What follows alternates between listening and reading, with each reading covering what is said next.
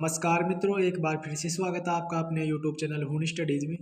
दोस्तों आज हम बात करेंगे वर्ल्ड ज्योग्राफी में दोस्तों उत्तरी अमेरिका महाद्वीप की। यदि दोस्तों वीडियो पसंद आई तो चैनल को सब्सक्राइब करें व अपने दोस्तों के साथ शेयर करें।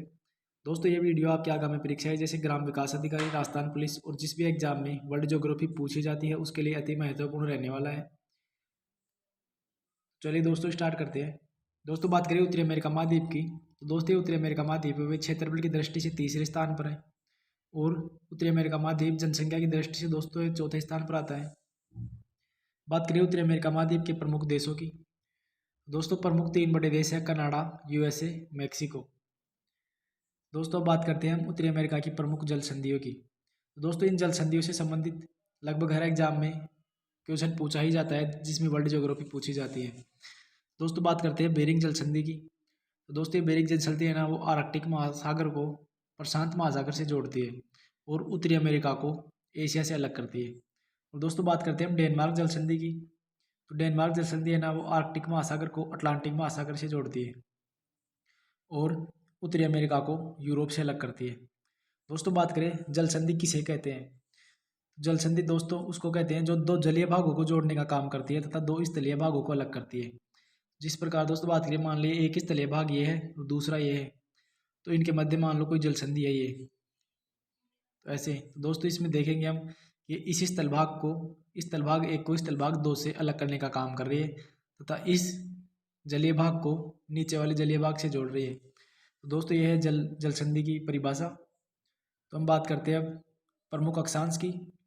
दोस्तों बात करें आर्कटिक वर्त की, तो दोस्तों आर्कटिक वर्त है वो अलास्का, कनाडा व ग्रीनलैंड से गुजरता है। दोस्तों बात करते हैं 49 डिग्री उत्तरी अक्षांश की। तो दोस्तों 49 डिग्री उत्तरी अक्षांश है वो यूएसए व कनाडा के सीमा क्षेत्र से गुजरती है। तो दोस्तों ये क्वेश्चन भी बार बार पूछा जाता है कि 49 डिग्री उत्तरी अक्षांश कहाँ से गुजरती है। तो दोस्तों आपको याद रखना है यूएसए व कनाडा के सीमा क्षेत्र से गुजरती है।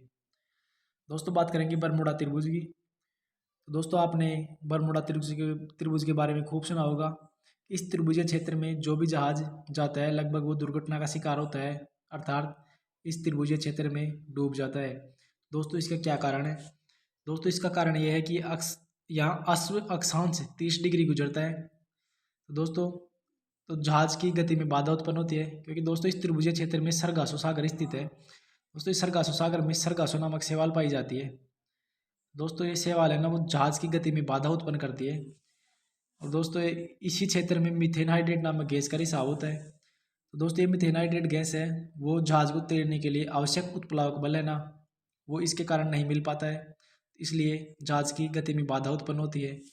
दोस्तों जैसे जहाज का डूबने की समस्या, ऐसी दुर्घटनाएं इस त्रिभुजीय क्षेत्र में अक्सर होती है। दोस्तों ये थे बरमुडा त्रिभुज के बारे में कुछ इंपॉर्टेंट तथ्य। अब दोस्तों बात करते हैं उत्तरी अमेरिका की प्रमुख पर्वत श्रेणियों की। तो दोस्तों आती है अलास्का पर्वत श्रेणी।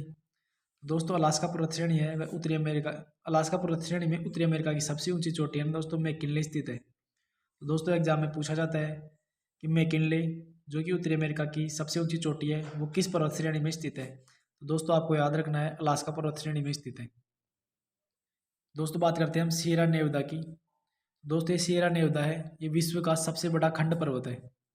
दोस्तों आपसे पूछा जा सकता है कि विश्व का सबसे बड़ा खंड पर्वत कौन सा है। तो दोस्तों उसका आंसर हो जाएगा सियरा नेवदा।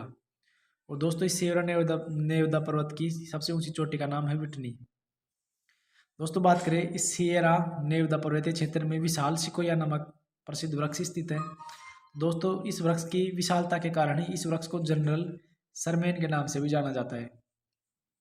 दोस्तों बात करते हैं रॉकी पर्वत की। तो दोस्तों रॉकी पर्वत है ये ब्रिटिश कोलंबिया राज्य से यूएसए के मेक्सिको तक विस्तृत है। और दोस्तों रॉकी पर्वत विश्व की दूसरी सबसे लंबी श्रेणी है। दोस्तों बात करें रॉकी पर्वत की सबसे ऊंची चोटी की, तो दोस्तों वह एल्ब्रिट। दोस्तों बात करते हैं अब उत्तरी अमेरिका के प्रमुख पठारों की। दोस्तों कोलंबिया का पठार। दोस्तों कोलंबिया के पठार के बारे में क्वेश्चन पूछा जाता है अक्सर कि सूटकेस के लिए कौन सा पठार विख्यात है। तो दोस्तों आपको याद रखना है सूटकेस कृषि के लिए कोलंबिया का पठार विख्यात है। और दोस्तों इस कोलंबिया के पठार पर ही सनेक नदी बहती है, इसलिए इस पठार को सनेक का पठार भी कहते हैं। तो दोस्तों ये थी कोलंबिया पठार के बारे में जानकारी कि ये सूटकेस कृषि के लिए विख्यात है और इस पर सनेक नदी बहने के कारण इसे सनेक का पठार भी कहा जाता है।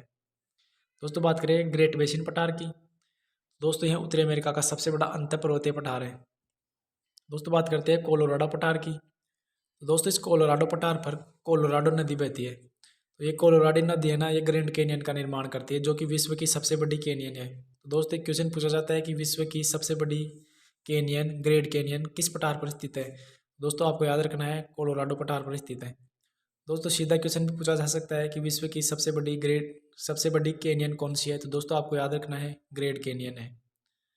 दोस्तों ये यदि आपसे पूछे कौन सी नदी ग्रेट कैनियन का निर्माण करती है, तो दोस्तों आपको याद रखना है कोलोराडो नदी ग्रेट कैनियन का निर्माण करती है। दोस्तों बात करते हैं मेक्सिको पठार की। दोस्तों इस मेक्सिको पठारी क्षेत्र में ही ची हुआ नामक मरुस्थल स्थित है दोस्तों। और दोस्तों इस मेक्सिको पठारी क्षेत्र में ही ची हुआ नामक विश्व की सर्वाधिक चांदी उत्पादन करने वाली खान स्थित है। तो दोस्तों एक क्वेश्चन पूछा जाता है कि ची हुआ खान का संबंध किस खनिज से है। तो दोस्तों आपको याद रखना है चांदी। दोस्तों बात करें उत्तरी अमेरिका के प्रमुख मरुस्थलों की। तो दोस्तों अक्सर एग्जाम में मरुस्थलों का सुमेलित करने का क्वेश्चन आ ही जाता है। दोस्तों आपको याद रखना है ग्रेट बेसिन मरुस्थल। दोस्तों ये ग्रेट बेसिन मरुस्थल है यूएसए अर्थात संयुक्त राज्य अमेरिका में स्थित है। दोस्तों पूछा जाता है मोहाबे मरुस्थल कहाँ स्थित है। तो दोस्तों ये भी यूएसए में स्थित है। और दोस्तों बात करें सोनोरन मरुस्थल की। तो दोस्तों ये यूएसए व मेक्सिको दोनों की सीमा क्षेत्र में स्थित है। और दोस्तों अभी हमने बात की थी ची हुआ मरुस्थल। दोस्तों ये भी यूएसए व मेक्सिको की सीमा क्षेत्र में ही स्थित है। दोस्तों आज के वीडियो में इतना ही। यदि दोस्तों वीडियो पसंद आए तो चैनल को सब्सक्राइब करें व अपने दोस्तों के साथ शेयर करें। तो दोस्तों अगले वीडियो में मिलेंगे इसके नेक्स्ट पार्ट की। दोस्तों अगले वीडियो में उत्तरी अमेरिका से संबंधित लगभग समस्त जानकारी हम पूरी कर लेंगे। उसके बाद बात करेंगे दक्षिण अमेरिका की। तो दोस्तों जुड़े रहिए वीडियो के एग्जाम तक। आपकी वर्ल्ड ज्योग्राफी का सारा सिलेबस करवाया जाएगा। धन्यवाद।